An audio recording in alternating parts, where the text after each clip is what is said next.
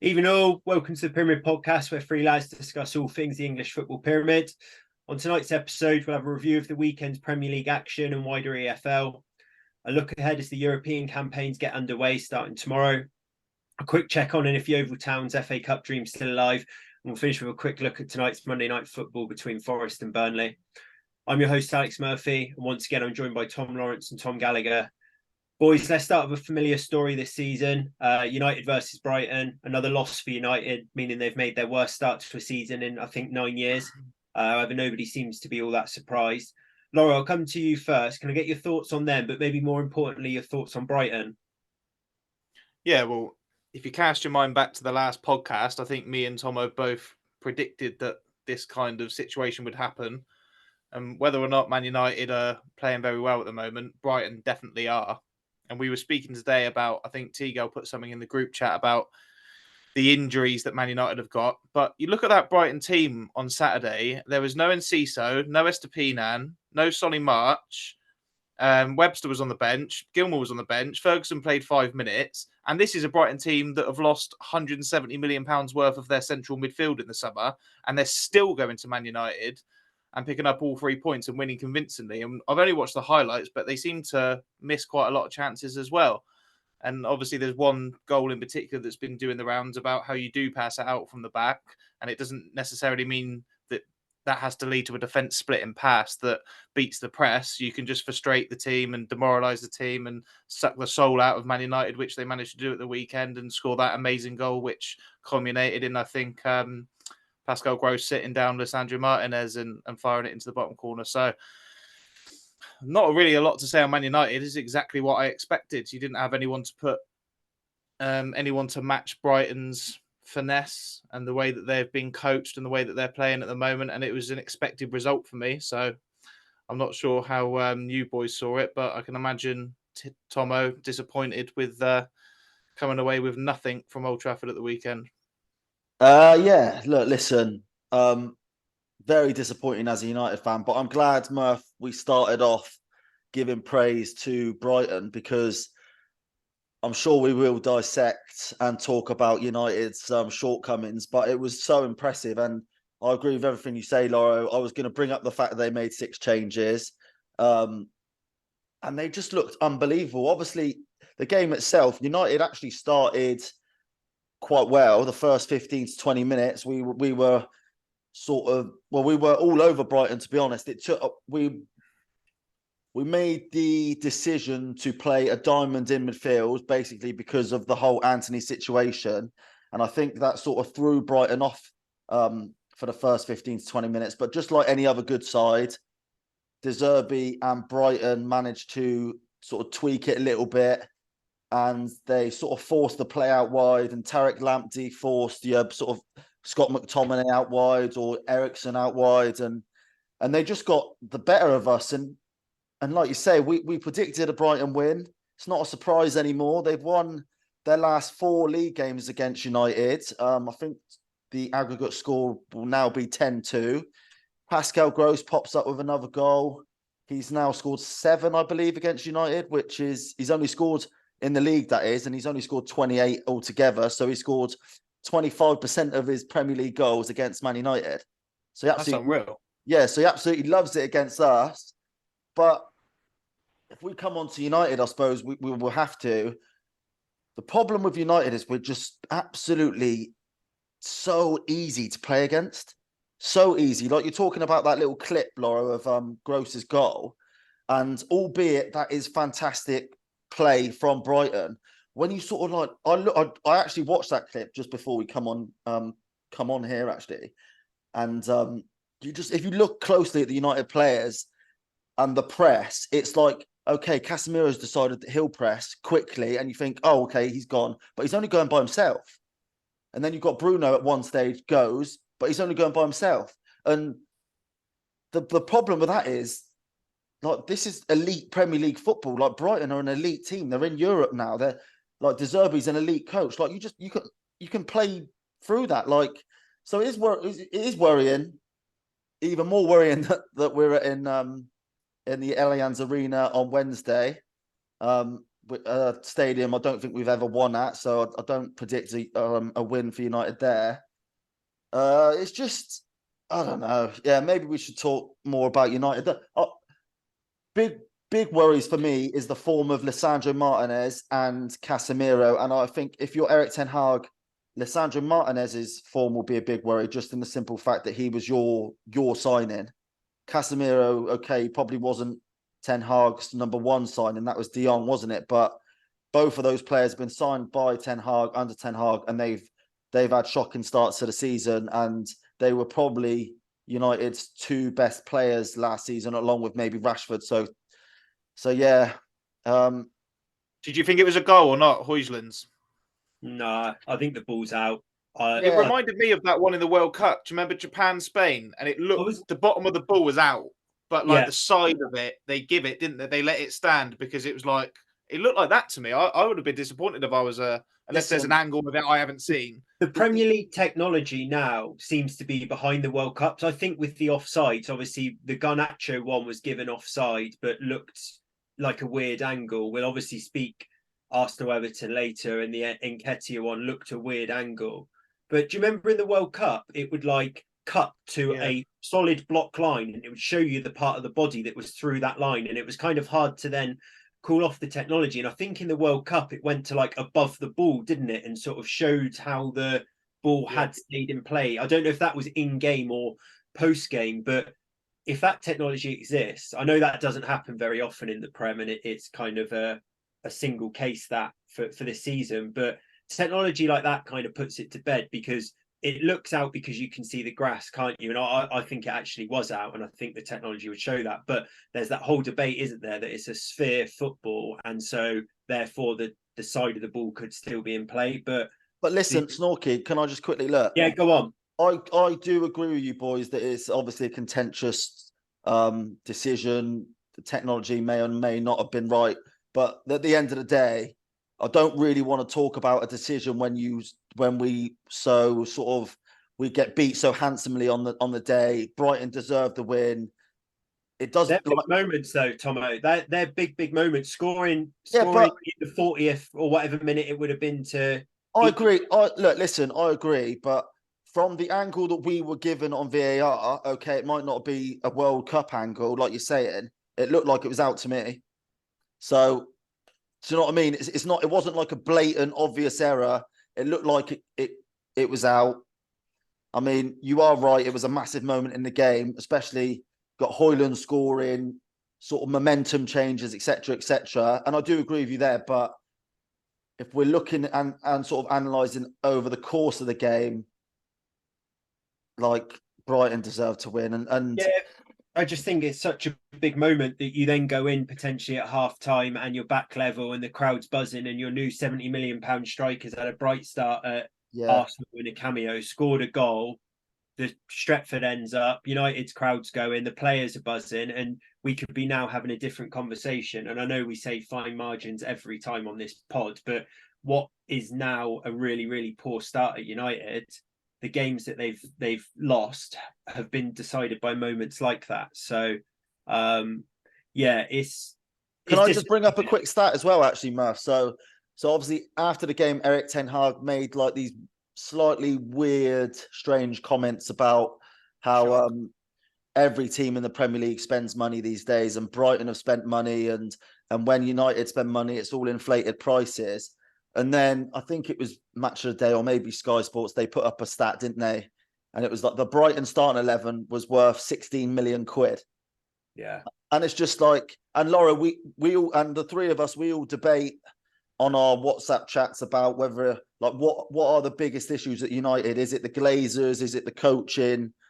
And the reality is that Brighton from top to bottom have got every one of those sort of things ticked off, haven't they? Like the owners are spot on, the recruitment spot on, the coach is clearly right up there at the very top. And I wouldn't be surprised if Guardiola left City in the summer, if they go and get Zerbi, because he looks the real deal, doesn't he, to be honest? So it was just that Saturday performance and the two clubs coming together, it was a sign of basically where the two clubs are, basically. United are shambles, and Eric Ten Hag has got a big job on his hands, and a massive job really to change the culture at the club. And then obviously Zerbi, he just comes in last season, slots in because the club's run so well, because everything's running so well. Potter was doing a good job. He just slots in and just takes it to a new level. Yeah, and that's how well-run football clubs are. And you're right, Brighton are the story of that game. They deserve to win, and we should be speaking about them. But you run out of superlatives for them especially when you look at that starting lineup.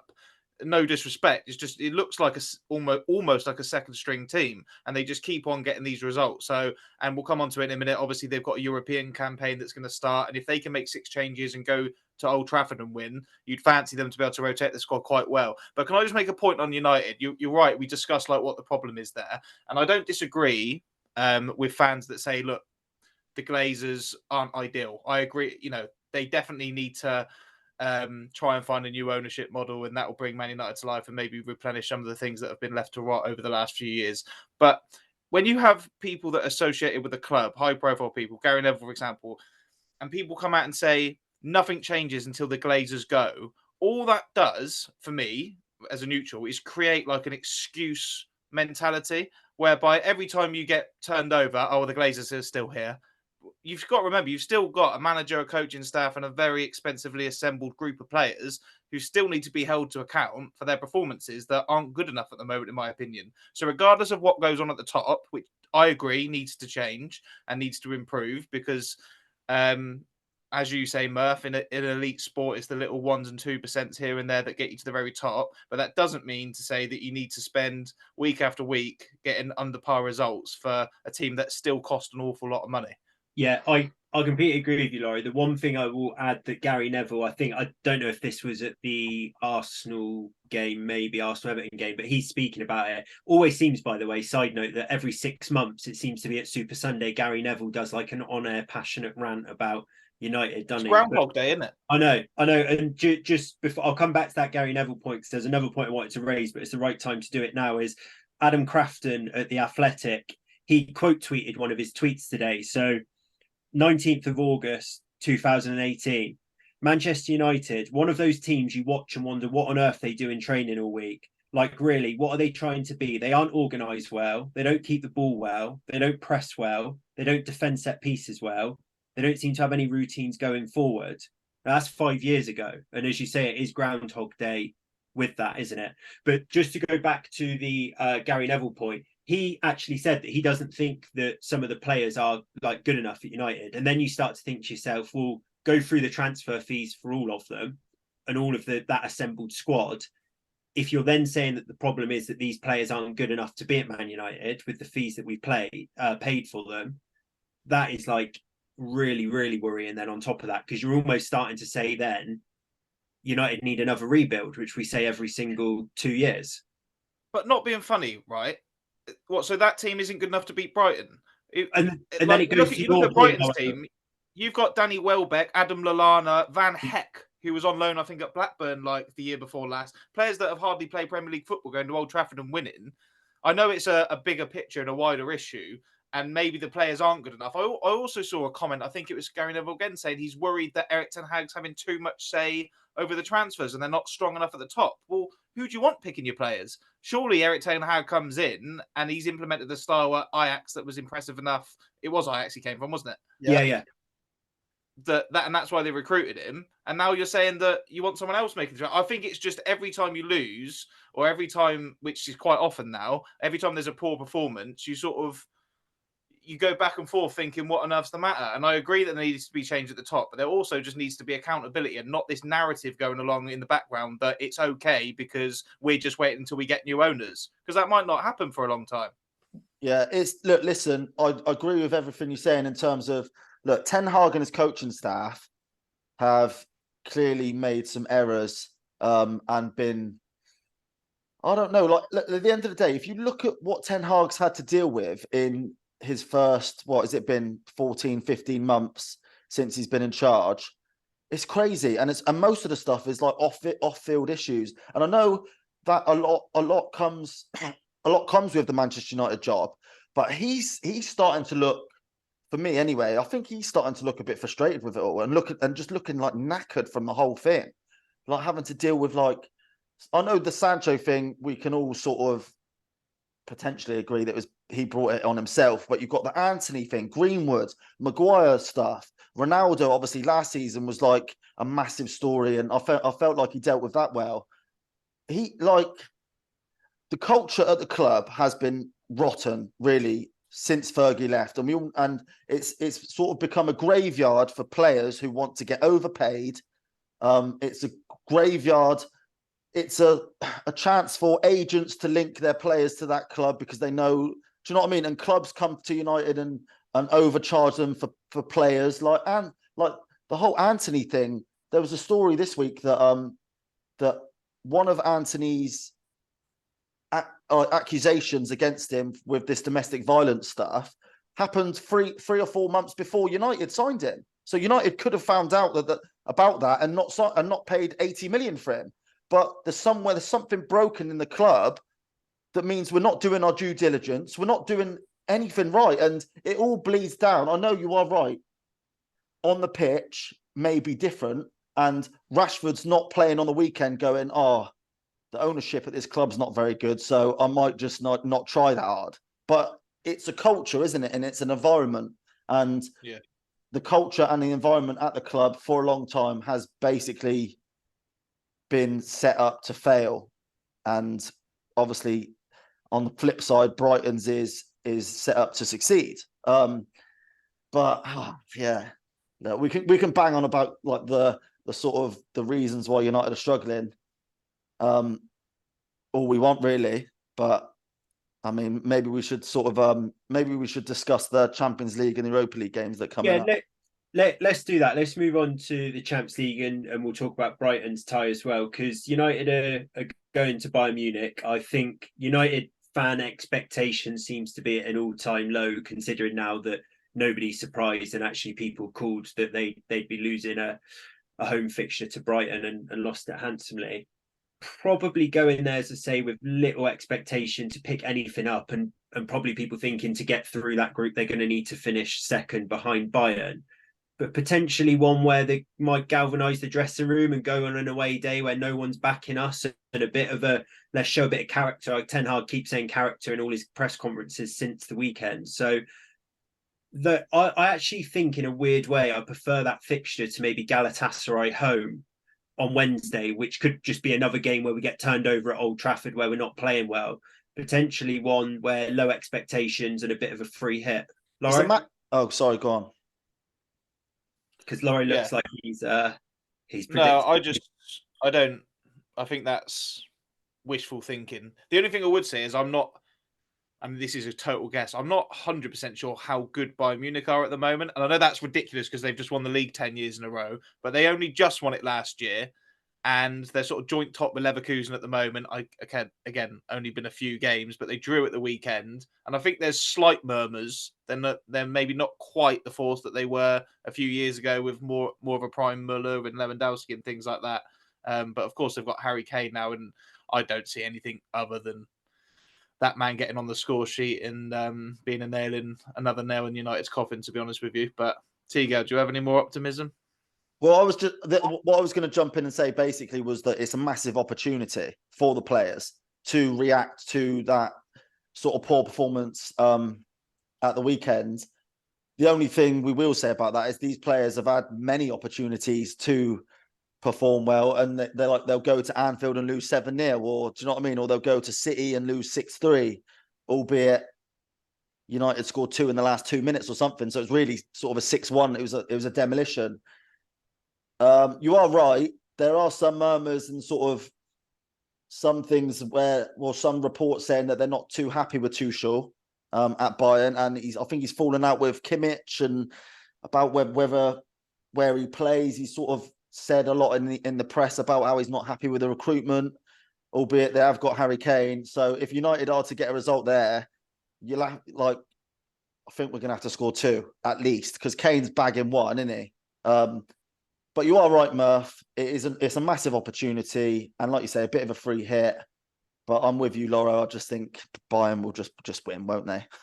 To be fair, though, the whole point of getting in the Champions League in the first place, you're on mute, by the way, Murph. The whole point of getting in is having these big nights. There's no point getting in the Champions League. And then when it comes to Bayern Munich away, being out, oh, God, we're just going to lose. So you're right to have optimism. You want these big European nights, don't you? You want to go to the Allianz and do you get another goal like Patrice Evra got all those years ago and one of these big crazy nights like you had at PSG a few years ago. And sometimes that can act as a catalyst to kick on your league form. So you're right, a good opportunity. Let's see if you can take it. I'll be watching, very intrigued.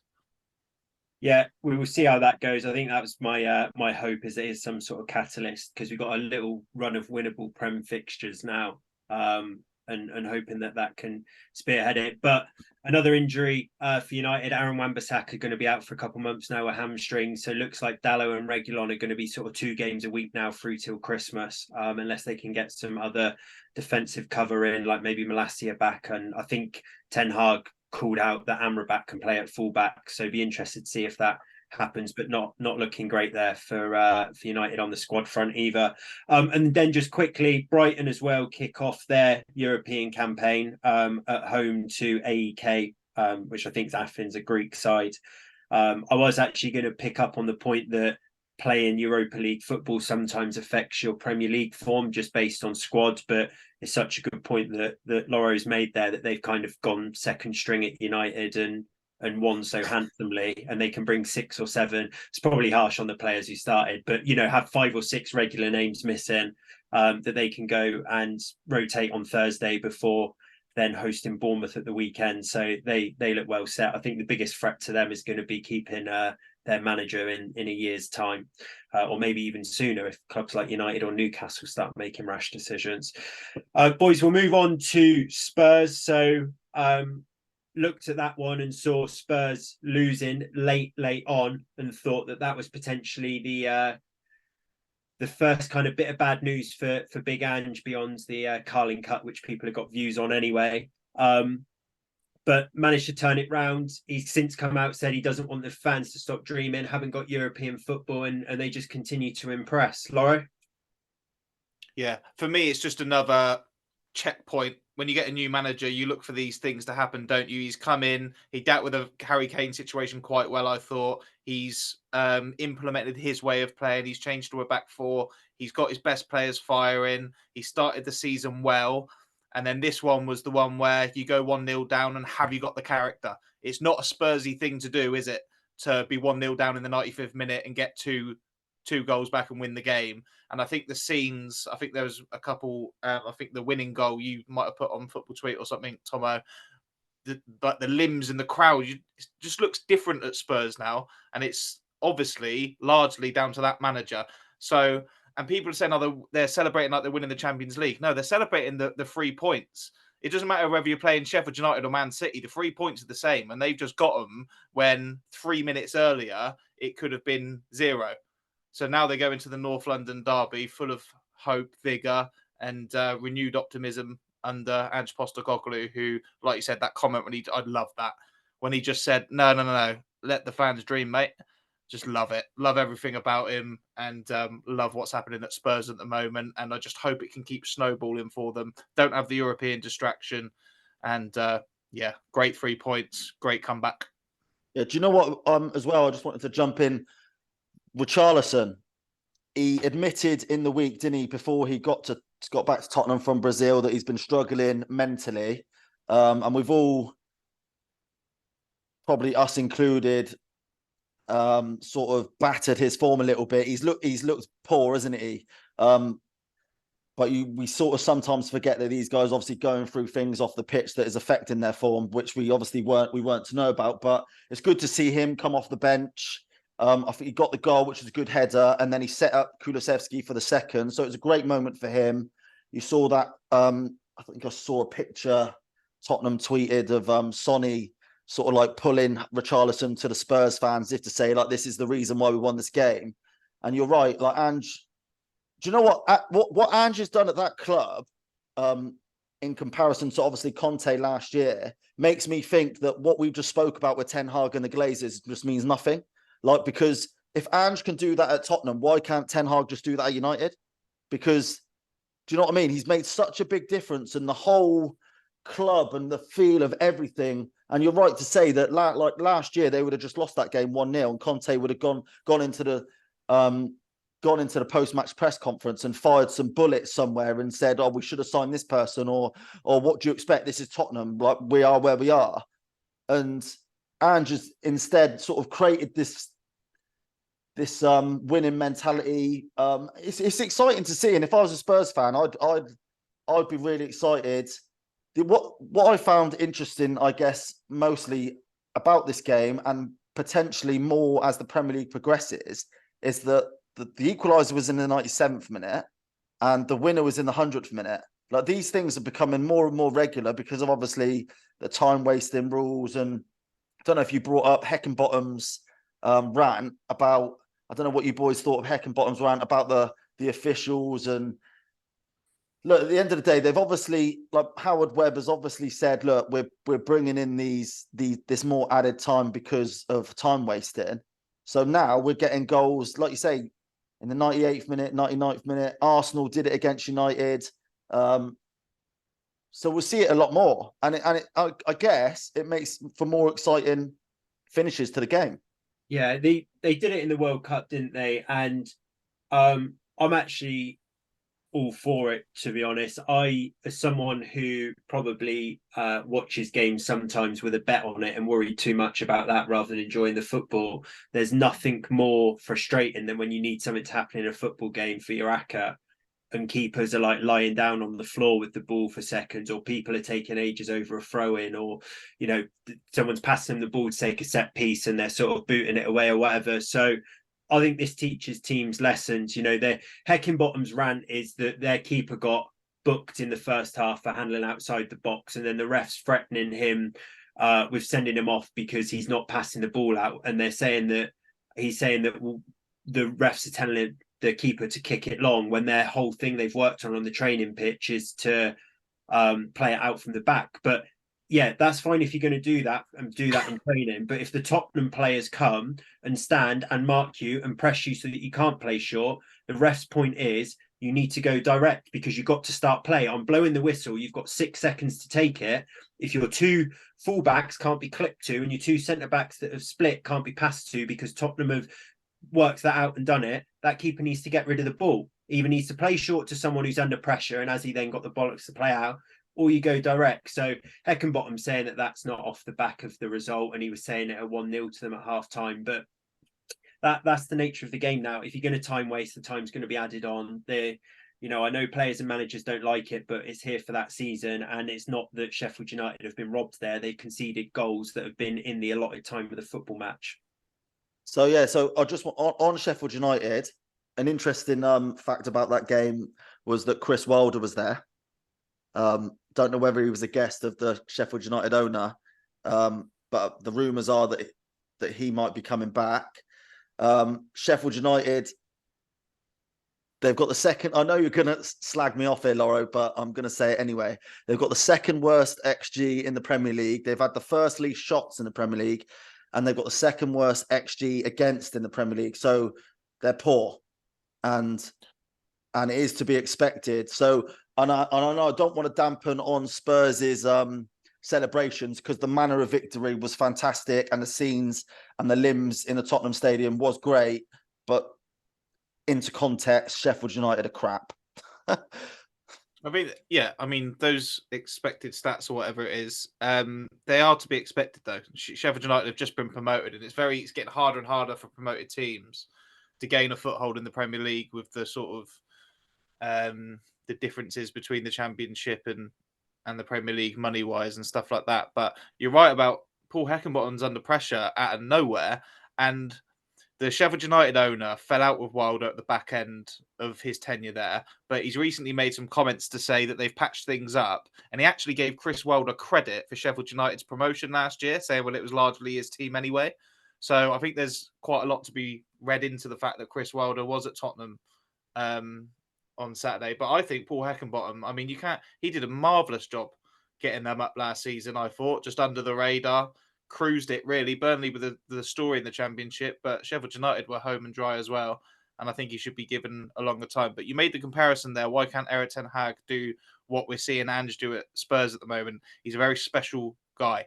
And I know you guys are starting to sort of build an admiration for him, but I've been on the Ange train for a long time. And you'd have heard me say one of the first times we spoke about him, I'd run for a brick wall for him.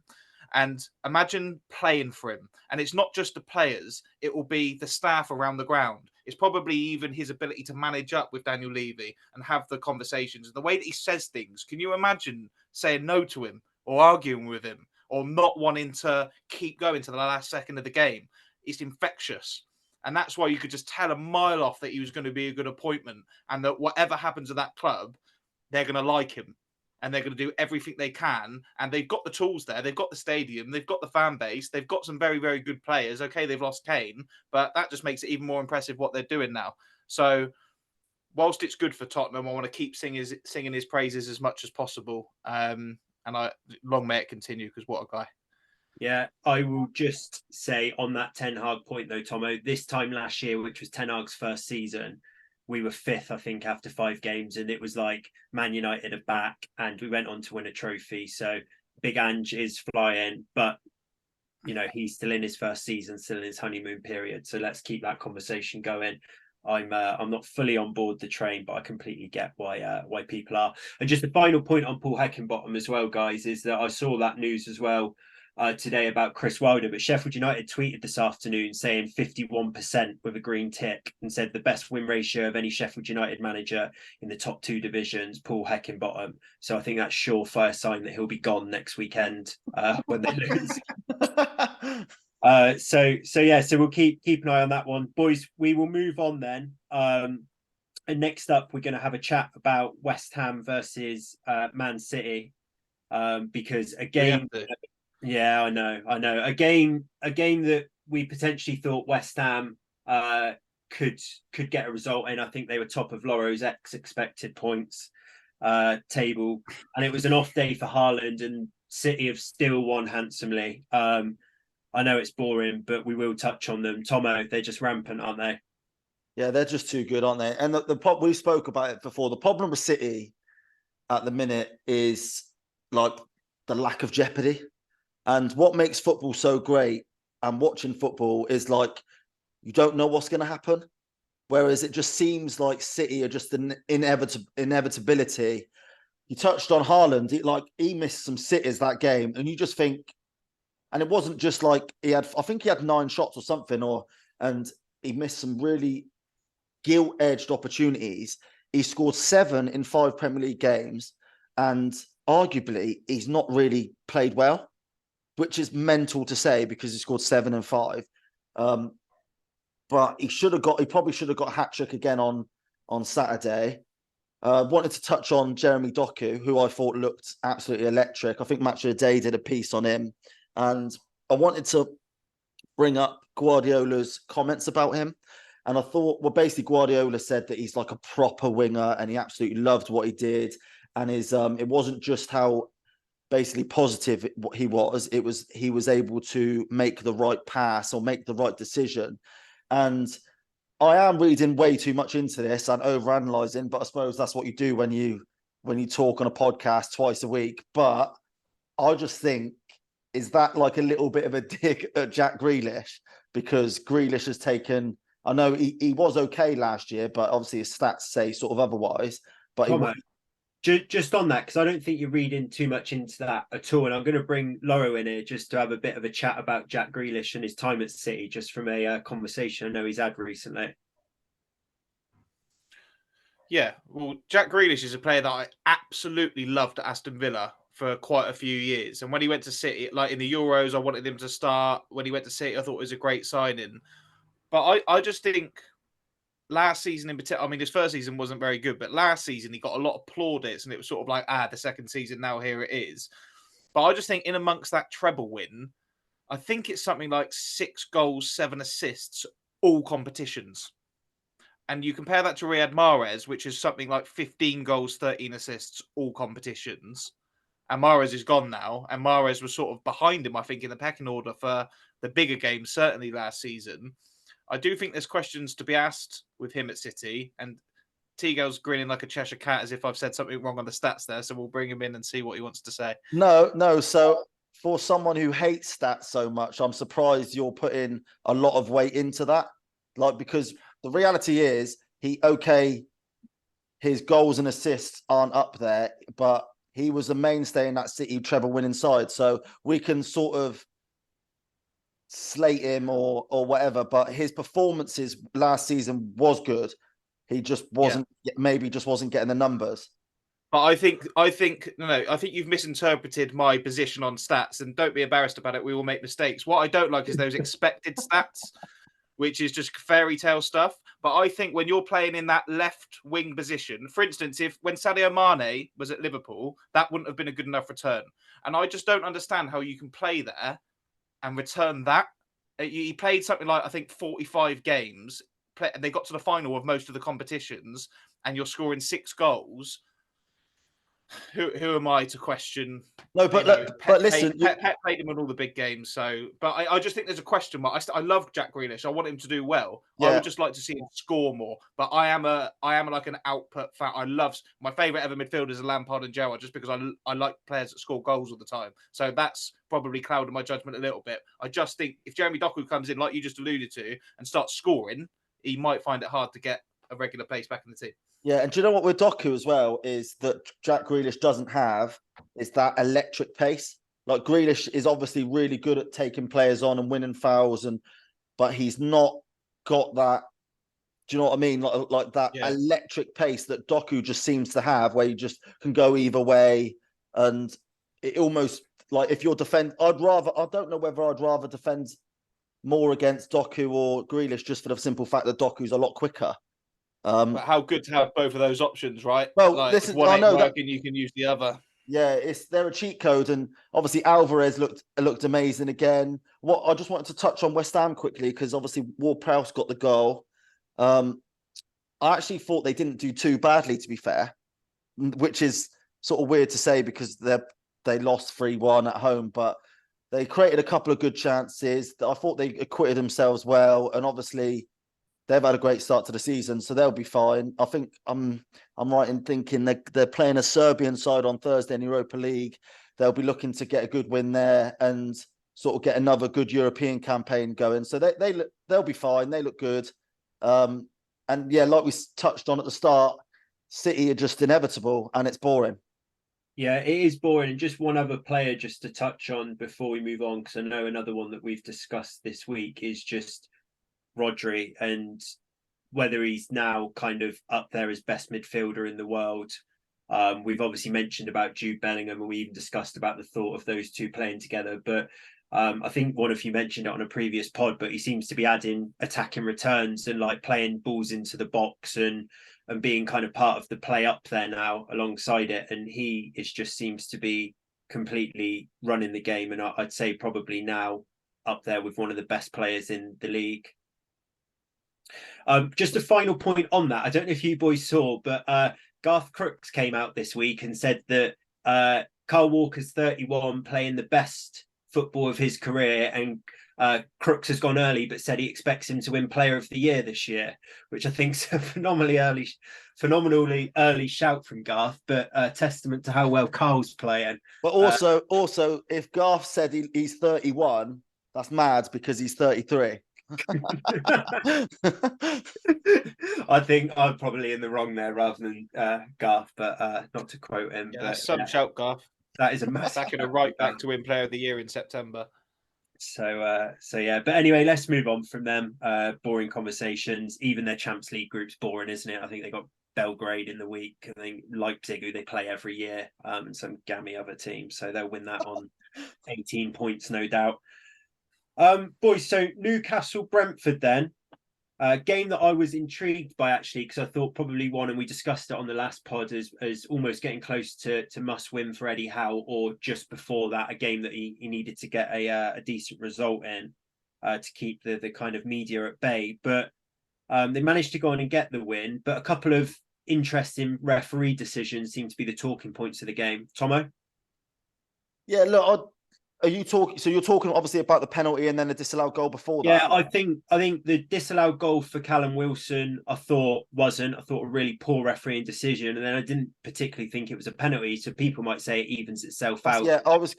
That's exactly what I was going to say. I just thought the first one was a goal and should have stood. I rewatched it and just think I agreed with what Callum Wilson said after the game, that goalkeepers just get protected and overprotected, and it was just he didn't do anything wrong, did he? So yeah, look, I think those ones evened themselves out.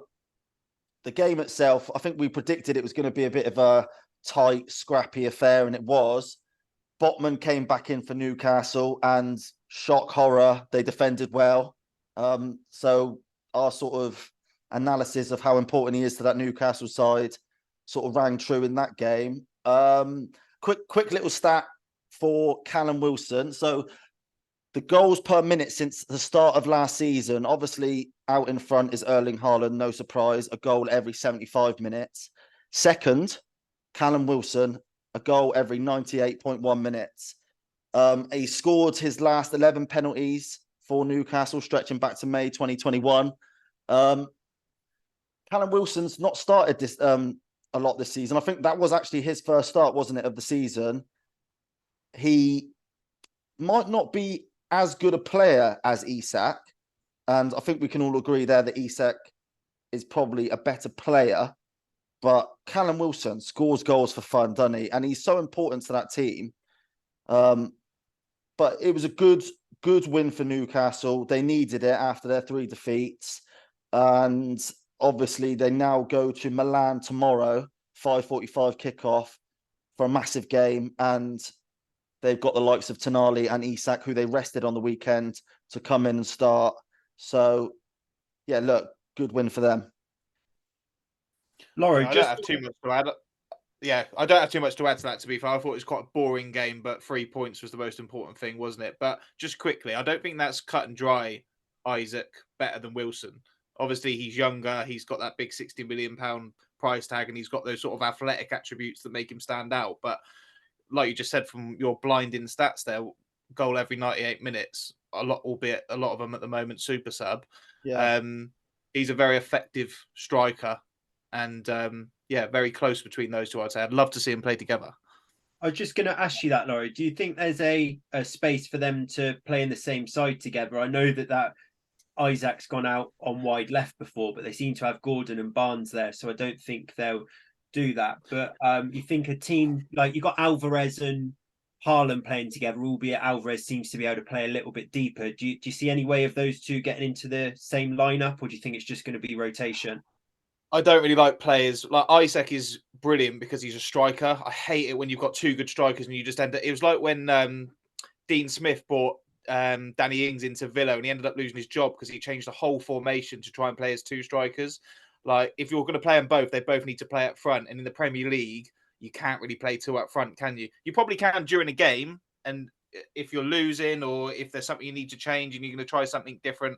But I think the best thing for them, or I'd love to see them play together, but I think the way that they play, you're right, they've got good players to select out wide with your Gordons and your Almirons and your Barnes. Let them keep rotating. I expect to see a lot more of that as the Champions League campaign gets underway. And it'll be interesting to see who plays which game. But I think Eddie Howe does a great job with those two because they both always seem to, whoever's playing the other one seems to come on and score. It wouldn't surprise me to see Isak go and have a great game against, if they got AC Milan tomorrow. Yeah, I think that's probably, you said, Tomo, first game that Wilson started, but probably they went into the team meeting before to find out the starting 11. The one game where he was praying he wasn't starting because maybe points its head that he won't be in Milan. And I think those Newcastle players, there'll be some of them who've, Tonali, I think Botman would have as well with Lille, have played Champions League football, but some of them, this is going to be their first experience of it. And if you Callum Wilson, who's ticking past the age of 30 now, I bet he's absolutely desperate to be playing in the San Siro rather than at home to Brentford. So yeah, be really interesting to see how Eddie Howe, who's managed the squad brilliantly, as Loro says, continues to do that with big Champions League fixtures. And just to point on Brentford as well, 5 games for them, 6 points now. They've only lost 1, but drawn 3, and draws are obviously always affected by the results that bookend them. A draw can be a good result if you go on to win the next game, but if you lose it, suddenly you've dropped 5 points. I believe Rico Henry got a bad injury as well, who's an important player for them. I believe they're saying that he might have some ligament damage in his knee. So Thomas Frank's on Monday Night Football tonight and normally speaks quite well and quite passionately, but we're really interested to see what he's saying about this season and what his hopes are for Brentford moving forward. Boys, we'll move on again then. So the next game to have a look at is Wolves versus Liverpool. So drove down to football on Saturday, got into the clubhouse for the team we were playing, saw Wolves 1-0 up and thought potentially a bit of an upset there. But Liverpool seemed to kick on, scored 3 goals, got the result that they needed to. And, you know, we said sneakily good start before, but I don't think it's sneaky anymore. I just think they've made a great start. Tomo? Yeah, look, that game... I watched that game, and for the first 45 minutes, Wolves were unbelievable. And I mean, it was like men versus boys. It was basically a classic case of most of the Liverpool players obviously went off to the international break and looked absolutely knackered. Like McAllister had an absolute mare and got brought off after 45. But we spoke about it before. I'm sure we'll speak about it again. Wolves looked great going forward, created loads of chances, just couldn't finish. And when it went in at 1-0 at half time, I was sat there and I was worried for them basically, because you knew Liverpool wouldn't be that bad again. And they made a couple changes, like I said, ended up bringing Diaz and Nunez on after they got the equaliser. And yeah, Liverpool were just too strong for them in the end. I was really impressed though with Wolves' debutant Bellegarde, I think it was, and Pedro Neto. Yeah, he was good. Yeah, and Pedro Neto in the first half, honestly, he had Joe Gomez on toast the whole half, and it was almost one of the classic case of, you know, like a player gets better when they don't play, and like Trent Alexander-Arnold obviously didn't play because he was injured, and it was like, yeah, they missed Trent, and but yeah, look, it was a really good result in the end for Liverpool, and I think going forward, they will be looking to play that front three of Diaz on the left, Salah on the right, and Nunez up front.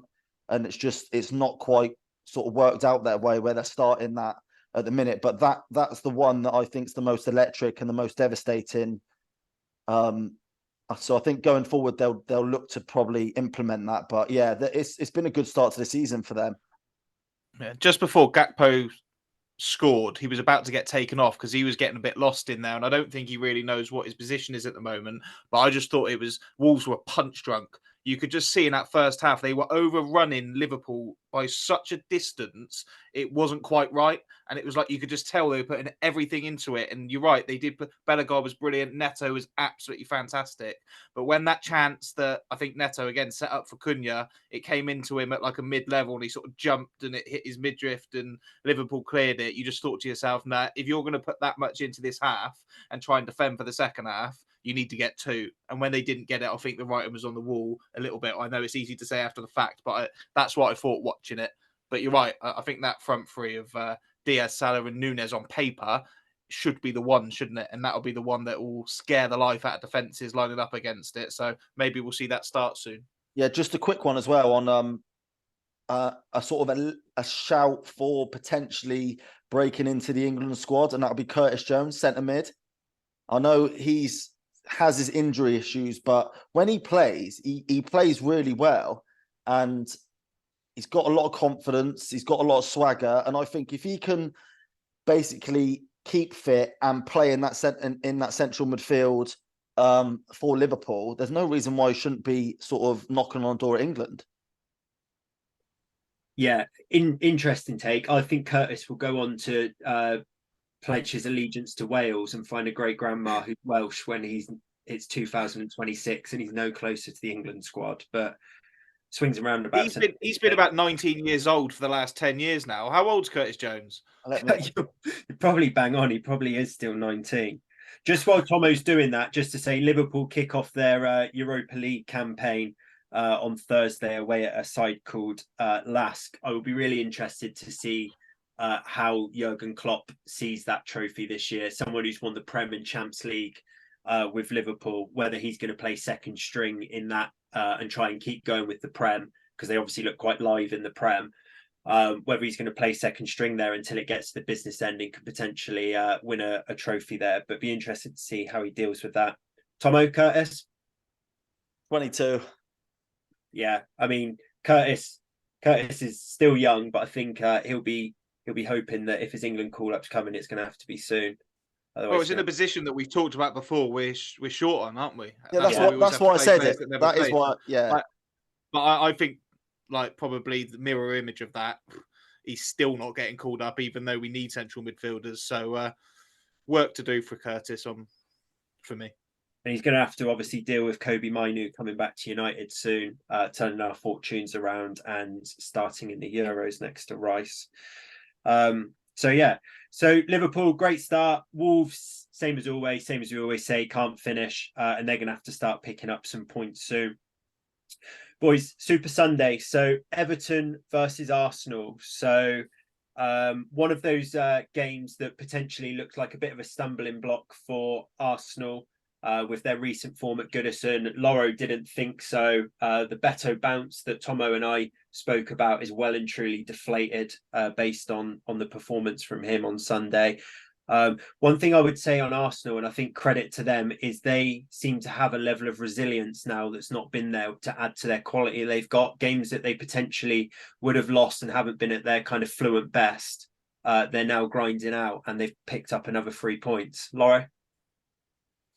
Yeah, well, the only part of the prediction that didn't come true was the fact that they would score more goals. But sometimes you can batter a team and it be 1-0. Like if that was a boxing fight, it would have been unanimous decision, 120, 108 on all 3 cards.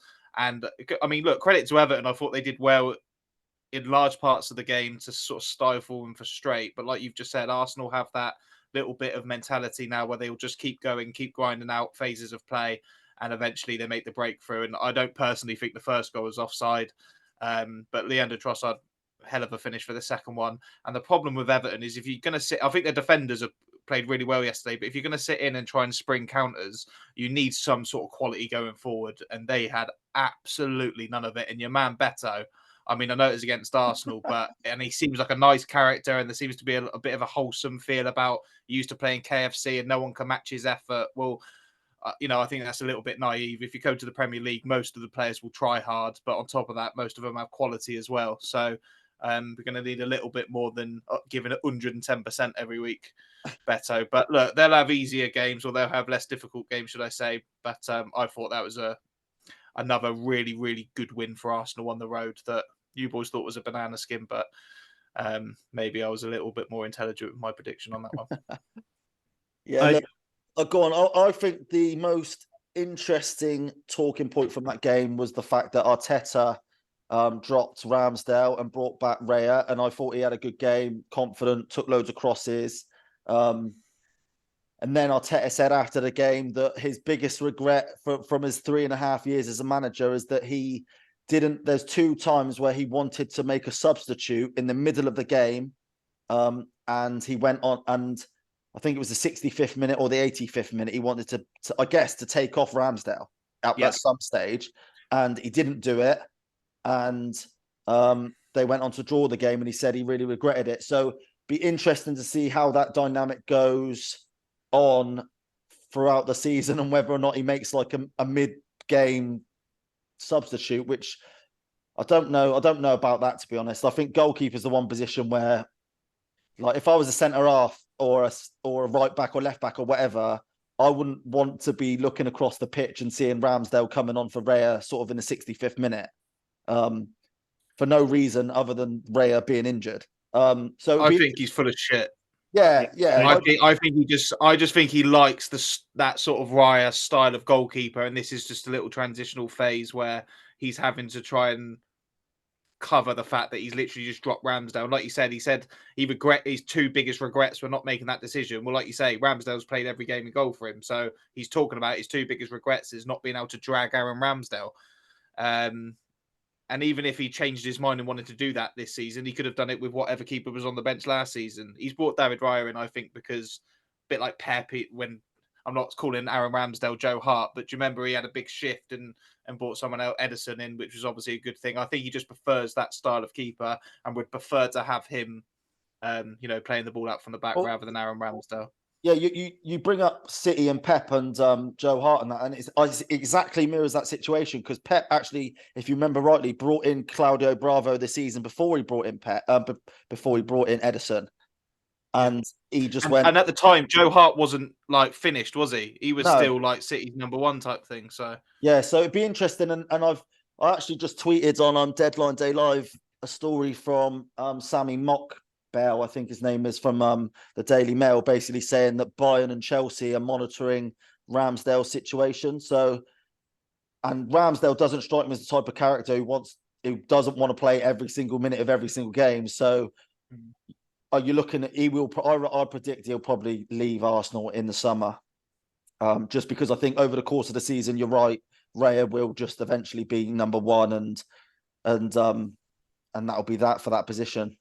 Yeah, he's definitely done that, I think. I think he's kind of said to Raya, look, going to have to bide your time. Aaron's sort of number one and deserve this. But he's probably looked at the start of the Champions League campaign as the opportunity to bring Raya in for the Prem and sort of say to Aaron that he's going to play in the midweek kind of cup fixtures and the early stages of the Champions League. He's probably said like, oh, Aaron, look, Wednesday, Champions League music, you, home, PSV, you'll like that, won't you? And I think that what's going to happen now is that David Raya is going to go on to be number one. And then before you know it, as you say, Ramsdale will just be sat there. And he's not the type of character, I think, who's going to sit your impression of Arteta there. It's the most patronising thing I've ever heard. No, but he will be when he'll be like, oh, Aaron, look, Champions League music, all the players buzz it. He's a passion merchant, Ramsdale, and he's not that good. So, yeah, I think his time is nigh. Right, let's move on to Bournemouth Chelsea then. Come on. Right, Tomo, Nicholas Jackson talk. He is crap. Yeah, that. But he is top of the leaderboard in the Prem for a stat. He has got 4 yellow cards in 5 games and is 1 away from a suspension, which Chelsea fans must be absolutely crying out for to happen because, again, probably going to have to eat a little bit of humble pie here. Loro's proved to be right with him on this one, but he looks absolutely dreadful in front of goal. And I mean, like, couldn't hit a barn door. Chelsea fans called him the next Drogba, but wow, he's bad. Yeah, I think over the course of the season, we'll probably be apologising to Loro about our shouts quite a lot because to be fair to us, though, I basically said that he showed some encouraging signs, albeit rash in front of goal. And basically that's just continued. So it's not sort of like form with him where he's like, it could click any minute. I feel like this is just him now. And I'm going to bring Loro in because he's pissing himself. So come on. No, I ain't got anything more to say. See every single podcast episode we've done, I said about Chelsea. You're right. It's not that he's not. I'm not saying he's not playing well and he's not affecting the game. And you notice him, don't you? He's a noticeable player, and he's obviously a little bit erratic as well. If he's getting yellow carded every week, he just isn't a goal scorer. He doesn't know. It's not even just his shooting. It's the way he comes onto the ball. It's his positioning, where his body is. Well, I sound like I'm some sort of attacking coach now, but you can just tell straight away that he's not a goal scorer. He might be a handy player, but Chelsea's big. If Chelsea had a goal scorer in this for the start of the season, maybe it was Nkunku. But if they had years gone by, a Drogba or a Costa, they'd be doing a lot better, and the narrative around them would be a lot less negative than it is now. And that's what's killing them at the minute. That's their Achilles heel. Not Nicholas Jackson, just the fact that he ain't a goal scorer and no one else in that team is at the moment. It's that I want to bring up actually, Murph, a little graphic you put in our WhatsApp group earlier, actually, because one of the interesting things about Chelsea start to the season is basically they've only won 1 game this year. Oh, sorry, not this year, this season, and it's against Luton, who, I mean, if Luton are anything to go by, do you know what I mean? They look like they're going to lose every single game this season. Yeah. And they so I think, what was it? According to Opta rankings, they've had the easiest run of fixtures at the start of the season from everyone. Yeah, so Opta and I think Sky Sports put together a graphic which is strength of schedule with hardest fixtures to easiest fixtures based on the difficulty of the first 5 fixtures. So hardest fixtures at the top were Newcastle, and Man United are up there as well. which maybe kind of shows why they're both maybe struggled compared to where they wanted to. Easiest fixtures, you've got the top four: Chelsea, Tottenham, Man City, and Arsenal. And then West Ham. And you can say West Ham, Arsenal, Man City, Spurs have all made really good starts to the season. But Chelsea, out of every club, have had the easiest run of fixtures. And I think they're on 4 points from 5 games, and obviously going to run into some difficult games soon as well. So based on that, and I know that we take the mickey out of stats sometimes, but that looks like quite a powerful graphic, that. And I think that would potentially be really worrying if you were Poch. Not that he'll read too much into that, but overall, with the fixtures he's got coming up, he could be in a bit of trouble fairly soon, because I think Chelsea fans accepted him based on him being a great coach, even though he was ex-Spurs manager. But it doesn't look like he's getting a tune out of these boys. And people say Chelsea are injury ravished, but it doesn't really matter, does it, when you sat on 4 points from 5 games with the fixtures they've had? And you've spent £1 billion. I know it's not all Pochettino's money. It just feels like the ownership there have just made strange decision after strange decision. Like okay, they're signing all these really good quality young players, but like every single successful team in history has got a good balance of young, old, and players who are in their prime. Like, what do they just assume that all these 22-year-old, 24-year-olds are going to just basically be good in 4 years' time and then just win everything? Or like, because he's made quite a lot of sort of points about the young players and just saying that they need time. Like Mudryk, he looks not like an £80 million strike or a winger, but he signed an 8.5-year deal because he's only 21 or 22 or whatever it is. So they've definitely got the balance wrong there, it seems. And these sort of things will happen where the last couple of games it just hasn't worked and it hasn't clicked, and it's because young players are inconsistent. So do you know what I mean? So you won't get a tune out of them for 38 games a season. But then they go and bench Ben Chilwell.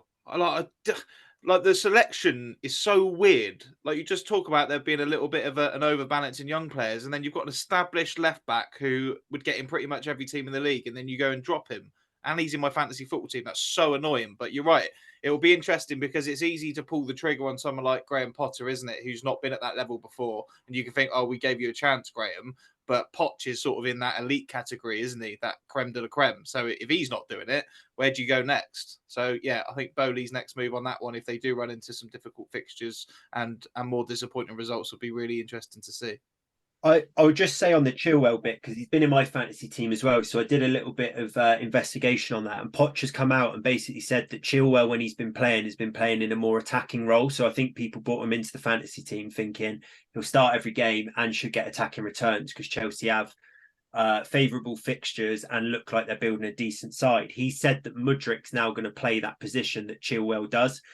He plays kind of Colwill, Silva, Diassi and Gusto, with Colwill almost like left centre back, but also a bit left backy, and then that sort of attacking wing back / winger.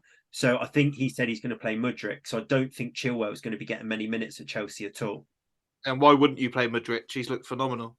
It's just weird, isn't it? I don't understand it. Just overthinking it. They too are injury ravished, as I've said. So Poch might feel that he deserves more time, but Todd Bowley doesn't strike me as the most kind of level-headed geezer. So I imagine he'll be under some pressure already. It wouldn't surprise me if they start offering that role to someone like, I don't know, like Nagelsmann or something like that soon, just trying to bring someone else in to get a tune from them. Yeah, I don't know about that. No, look, I think Pochettino, it's been 5 games, like you say. Come on, let's give him a bit more time. And like he said, give the youngsters a bit more time. But yeah, a lot of questionable things going on at that club, a little bit like United. Quick question, boys. We'll finish on this before we do round up and move on. Just want an answer. Tomo, would you rather be currently Ten Hag or Pochettino? Well, as a Man United fan, I'd rather be the Man United manager, Murph. Yeah, I mean, I was looking for a bit more of a level-headed response. Lauro? Pochettino. Okay, thanks, chaps. Guys, wrap up of the other action in the Premier League. So Aston Villa went on to get a victory, looking like they weren't going to. A late great goal for them, and they won that game 3-1 against Palace. Eze had a couple chances to put that game to bed, and Palace probably would have thought they should have won that, but a good result for Emery. And then Fulham won 1-0 against Luton. Carlos Fanisca scoring. I think he's pushing to get Jimenez out the team now and start for Fulham. And yeah, Luton are on 0 points, I think, or on 1 point, and they are very much going down. We'll move on to the Championship. Loro, again, probably going to have to apologise here. I think I said that Millwall looked a bit of a tricky fixture for Leeds, but I didn't watch the game. But judging by the scoreline, doesn't look like it played out that way. And a couple goals for your main man. No need to apologise. It can look a tricky fixture, but I've been saying, it's been growing at Leeds, this kind of get that transitional month out the way, and then when all the cards are on the table, we can assess. And my assessment was, blimey, we look really, really good. And we've got an embarrassment of riches up front. We started with Somerville, Nonto on the wings, with Pirro and Rutter sort of linking up front. And then Dan James coming off the bench, Jadon Anthony. And in the Championship, that's really scary. But the thing that's really pleasing me is we're playing from a solid platform now. We're getting in the game first. We're getting a foothold in the game, and then we're springing with quality moments. And listen, I loved the Bielsa era, but every single game, it was either we were going at it or we were left, 7-on-1 at the back on occasions. And it just felt like if we weren't scoring, they were. It's so nice as a Leeds fan to have a little bit of trust in that defensive setup. Ethan Ampadu sat in front of it as well. And just being able to get into a game and win on our quality rather than win by outscoring an opponent and going to them. I think that's the first time we've won at Millwall since 2012. So it's a difficult place to go, not because they're a particularly good footballing team, but you've got to sort of calm them down, and they always start 100 miles an hour and you've got to get a foothold, and that's what we did. And the first got 2 more goals from my man, Joel Pirro, who's now my favourite footballer in world football. I absolutely love him. He's playing almost like Harry Kane for us. Like he's dropping in. He's kind of playing 10, but not 10 like James Maddison, 10 like Dennis Bergkamp. Do you know what I mean? Not an attacking midfielder and off the striker 10. And the relationship he seems to be forming with Gini Rutter up front is something to behold. And those two are going to be an absolute nightmare for defences this season. So I didn't even think Millwall were that bad, by the way. It was just those quality moments that they couldn't handle. I think all three goals were on the break, pace and quality. And it was just, we got Hull on Wednesday and Watford on Saturday. So maybe I'll be eating my words next week. But I think this is the start of something really special. I wanted to ask you actually, Laura, about Ethan Ampadu, because a little quirky stat when he joined Leeds was that he was Chelsea's longest serving player when he left. And obviously he's been here, there and everywhere. Been to, I think, Venetia in Italy. I think he had a stint in RB Leipzig at one stage. And obviously he's joined you guys for 7 million. How's he looked in your midfield?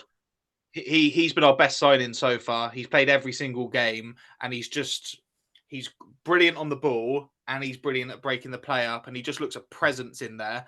And you look at players like Caicedo going for 115 million and Lavia or whatever, even Ampadu at 7 million. I'm not saying he's on the same level as them, but I almost am.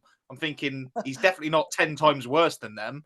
Yeah. And he's come in and just fit like a glove. All of the signings that we've had minutes out of have looked great. He's probably been the pick of the bunch at the moment. And that transition from what he is that transition from defense to attack or the other way around and breaking up play. And I'd rather have him over Tyler Adams, put it that way. He looks a better player than him, I think. Oh, good. Yeah. It's good. Great result for Leeds. I think they're now only 2 points off the playoffs. Still early days, but a great result for them. Top of the Championship, Preston, they beat Plymouth 2-1. So another win for them. They're absolutely flying. There. Ipswich won again. They beat Sheffield Wednesday, albeit Sheffield Wednesday struggling badly. But we spoke last time out, Tomo, about Friday night football, Leicester versus Southampton. And I think your missus wanted to watch a film. Did you get to watch the game? And if you did, what did you make of it? Yeah, I did. I watched the game, yeah. Missus wasn't too happy. But yeah, look, it was one of those... They conceded in the first minute, didn't they? And then they conceded in the last minute of the first half. So it was like a bit of a horrific, sort of a horror show for Southampton. Leicester looked good though, didn't they? Was it the Ndidi goal? I think they they passed the ball around 32 times and then scored. Was that the third goal or the second goal? I can't remember. That was the third one. Yeah, it was just a great result for Leicester. And I've just had a look at their fixtures coming up. They've got a tough run of fixtures. They've got Norwich away in the week, I believe. Then you've got Bristol City at home, which obviously they'd expect to win. I think they've got Liverpool away in the Carabao Cup, Blackburn away, and then Preston at home. And obviously we talked about Preston there being top of the league. If they get through all those fixtures, which Leicester being Leicester in the Championship, I know we spoke a little bit about it being a bit of a swing fixture on Thursday, but all of a sudden they just look like they might just run away with the league. I know Preston have started well, but Leicester looks a little bit ominous for the rest of the league, I think. Yeah, I think them and Leeds might be the cream that rises to the top there, and maybe with them being relegated, there's not too much shock there. But yeah, I think we started right at one of our first pods, didn't we? We spoke about who would do best out of those three sides and three new managers, and it looks like Russell Martin's going to be the one that's going to struggle there. Just a quick one in the Championship. Michael Duff, who's succeeded Russell Martin at Swansea, and he's had a terrible start. They've lost quite a lot of games. I think he's under a bit of pressure, but he said one of the biggest challenges is trying to get them back out of such an extreme sort of philosophy that Russell Martin had them under. And I think Southampton is the opposite at the moment. And this is what I sort of said at the start of the season as well. I worry that is he going to have the time to implement that extreme sort of possession-based style and make it into tangible points quick enough. And I just thought they looked really easy to play against. And part of that is when you come up against quality and you don't quite know the system, or you're not quite drilled enough into what the manager wants you to do. It can be quite obvious for teams with real quality like Leicester have just to open you up. And I just thought they picked them off and done a job on them. Do you know what he reminds me of? And the last couple of games for Southampton reminds me of late Louis van Gaal at United, where he's just sideways passing all the time and recycling the ball and keeping the balls for keeping the ball's sake. And there's not really any excitement. No. So I don't know what Southampton fans feel like, but it does feel a little bit like, yeah, they're not quite. It's not quite working. It's not quite connecting at the minute. But I mean, I suppose that will happen when you lose 5-0 and 4-1 in a row. Do you know what I mean? They sold big players as well, didn't they? They sold big players. So yeah, they've still got big players though, and they bought in Flynn Downs to replace Ward-Prowse in midfield, coming the other way from West Ham. They've still got like Che Adams, Adam Armstrong. These are like proper good. Joe Aribo come off the bench, didn't he? They've got really good Championship players. Ryan Fraser. Yeah, it's just turning. There's possession football, and then there's possession football that wins, and it's finding that transition which needs to happen sooner rather than later. Yeah, and then just to look at the other end of the table, because we sometimes concentrate on the teams doing well. Bottom four there, so Rotherham, Swansea, Sheffield Wednesday, who maybe people would expect to be down there, especially with Swansea losing their main man to Leeds. But right at the bottom of the table, Middlesbrough on 1 point, and Michael Carrick last year seemed to have them purring and be on the cusp of something special. But now it looks like his job's probably really at risk there. But I think they've lost a couple of their big players, haven't they, Loro? And you lose Chuba Akpom and Cameron Archer, who are probably the two best strikers in the league last season, and don't replace them. Maybe wouldn't expect it to be bottom of the league, but it's a tough one, isn't it? But it's weird to see, because as soon as Middlesbrough struggled under Wilder at the start of last season, as soon as Carrick came in, he started winning. They shot right up. So although they have lost big players and not really replaced them with the same quality, that's a dire start to the season. 1 point over 6 games. It's the worst start, but I don't think they've got a really good owner there, isn't there? And that Gibson, who's been there a long time. And I think he'll be wise enough to the fact of, like you just said, they've lost their two best players, one because he was on loan and two because they sold him to Ajax. I think Carrick's job won't be in danger just yet. Cue him getting sacked tomorrow. But yeah, but he come out after the game and just said, look, last season they took all the plaudits and he took all the plaudits, and now it's time to sort of like dig in and sort of get yourself out of it. So I think they'll be okay moving forward. I've spoke, my missus from Borough, and most of her family are season ticket holders. So I actually spoke to her mum yesterday about it, and she said exactly what you said, Laura. They just look like they miss Akpom and Archer, and basically haven't successfully replaced them. So it'll be interesting. I'm just looking at their team now, and like the midfield, Johnny Howson's obviously a season pro. He's been there for a while, and they've got O'Brien in the middle. Is that Lewis O'Brien? It is. I completely missed that transfer. So that's a really good sort of solid midfield they've got, and they're a lot like sort of Dale Fry and Matt Crooks are still there. They've got some good players, but the reason that they were good last year is because they scored loads of goals from those two players. And if you replace it with a young lad, I don't even recognise his name up front, then you're going to struggle. So, like you say, hopefully they'll stick by him and then they can grow again over time and maybe bring some more players in. Guys, we'll move on to League One then. We spoke before about Exeter being top of the table, and they are back on top.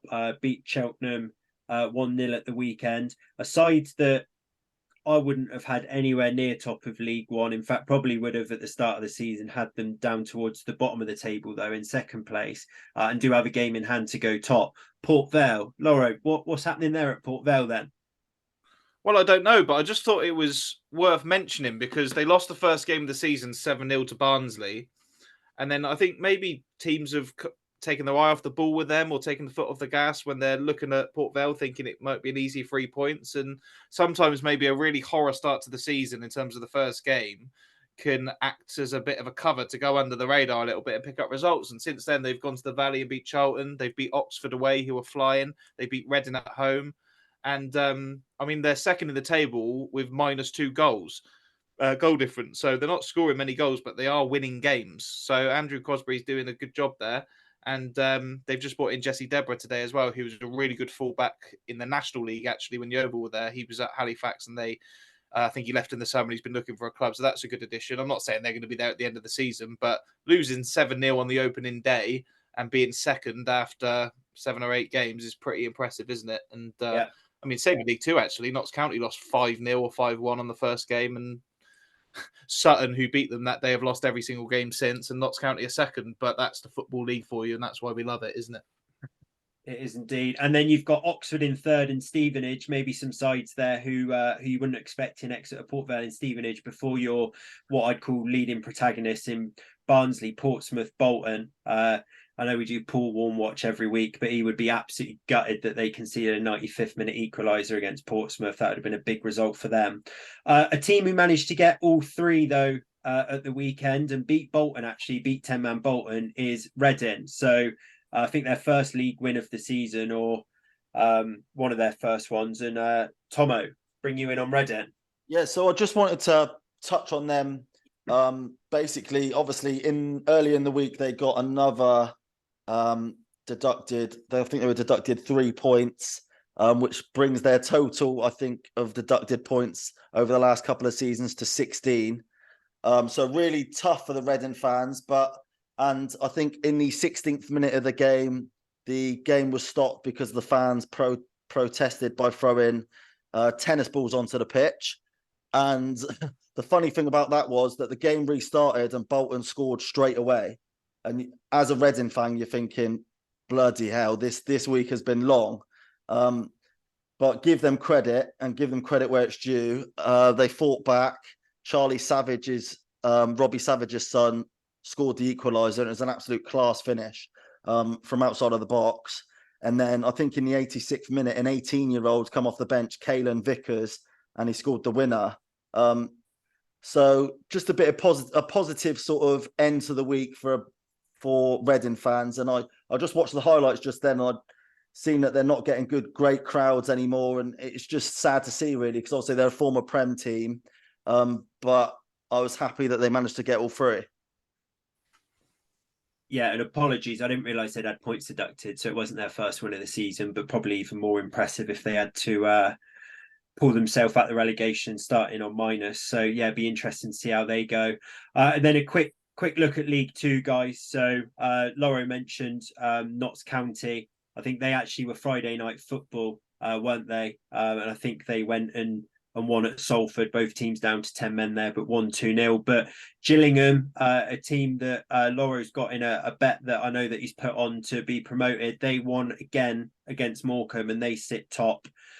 So then Notts County, Swindon won again at the weekend. And then out of nowhere, Wrexham are up into fourth. I thought that they were mid-table, languishing, not doing well, but looks like they've won 3 on the bounce, put Grimsby to the sword at the weekend, and they're up to fourth. So we spoke in our preview pods before the season started about the strength of the National League, and Notts County and Wrexham both showing that. I fully expect Wrexham to probably get back into the or get up into those automatic positions soon if they carry on like that. So testament to that league. And then at the bottom, Sutton 3 points, Tranmere 3 points, Doncaster 5. They haven't recovered from what Beto did to them in the cup. And then Forest Green and Harrogate, and then Salford there. So you know what the class in 92 are like with their managers. So it'd be interesting to see if Gary Neville's having any thoughts there on replacing their manager. Boys, we'll finish with a little roundup, as we always do, on the Glovers. They got their FA Cup journey off against Stoneham. Interest from me beyond just the overall result, because I'm playing Stoneham on Wednesday. Lauro, what was the game like? I know that Yeovil won handsomely, but also just a little touch point on Stoneham as well, if you can. Yeah, they were the best fans that we've had at Hewish Park this season. I'll say that straight away. I think they brought a couple of hundred, and they were loud and noisy all game. I guess you'd expect that, because I think a lot of them were saying, not trying to be patronising, I think it was like the biggest game in their club's history. And in the first half, their keeper, I mean, his goal was being peppered, to be honest, and he made some really, really good saves. But as soon as the first one went in, sort of midway through the first half, with a Jordan Young free kick, followed in by a header from a corner, and the second half was just, I think, probably the fitness level showed. And when Stoneham put everything into 55 minutes at Hewish Park on their big day, and just seeing Reece Murphy come on with fresh legs, it must have been a difficult one to take, and he came on and scored a hat-trick. So, I mean, it's a result you expect, really, isn't it? We should be beating teams like that with the full strength side that we put out. But it was a really good performance, and although it was against lesser opposition, it was great to see the football and the goals flying in, and it was an entertaining FA Cup day. So, yeah, Stoneham can be proud of themselves, but into the next round for Yeovil. Yeah, and Stoneham have got the very real proposition of going from Reece Murphy to Alex Murphy in the course of 4 days. So I'm sure they're absolutely shitting themselves at that. But yeah, well done to them. I'm sure they enjoyed their day out, and see if Sherborne can put them to the sword on Wednesday or not. Boys, we're rapidly running out of time, but just quickly want to touch on Monday Night Football. I know the show's just getting underway, but Tomo, Forest v Burnley. Forest have made a good start. Got maybe should have got more at Old Trafford. Did go and win at Chelsea. Expecting them to put Burnley away tonight. Yeah, you'd expect so, wouldn't you? With our boy Taiwo, 1 year up front, he scored or assisted in his last 8 Premier League games. So I'm gonna finish this podcast and basically put a bet on him to score or assist. Burnley haven't had a greatest of starts. I feel like they've had a lot of turnover of players, etc., and they'll take quite a few games to maybe get his best team. I'm not really sure about Burnley, to be honest. I was expecting more from them, but they've obviously had a slow start. But yeah, you'd expect Forest to win tonight at home as well, isn't it? So yeah. Although, what I will say is Burnley have beat Forest at the City ground already this season. They beat them 1-0 in the Carabao Cup. So just that's an interesting thing to say about the game. But yeah, I'd just expect Forest to be too strong for them. Man United, Newcastle and Chelsea, 3 of the next 4 fixtures for Burnley. They need to win. They need to get off the mark, don't they? Otherwise, they could end up being down there. I mean, we might have 2 teams that break Derby's record of 11 points or whatever it was they got relegated in 2008 with. I'm looking forward to watching that game, because I haven't actually watched, other than the Man City game at the start of the season, which was a bit of a write-off. I haven't actually watched Burnley properly yet. So, yeah, let's see what they're all about. But I'm with you. I think our boy Taiwo might be in the goals this evening. Yeah, and I've just realised that Burnley have got United next, so fully expecting Forest to put them away, and then 8 p.m. on Saturday, really see Burnley get their season off to a flyer when United come to town. I'm sure Vincent Kompany would revel in that. Boys, that's all we got time for. We'll wrap it up there. We'll be back on Thursday, where we will review the European action that the English teams have got underway with, and we'll preview the weekend's action as well. But always a pleasure, and speak to you all soon. Cheers. Take care.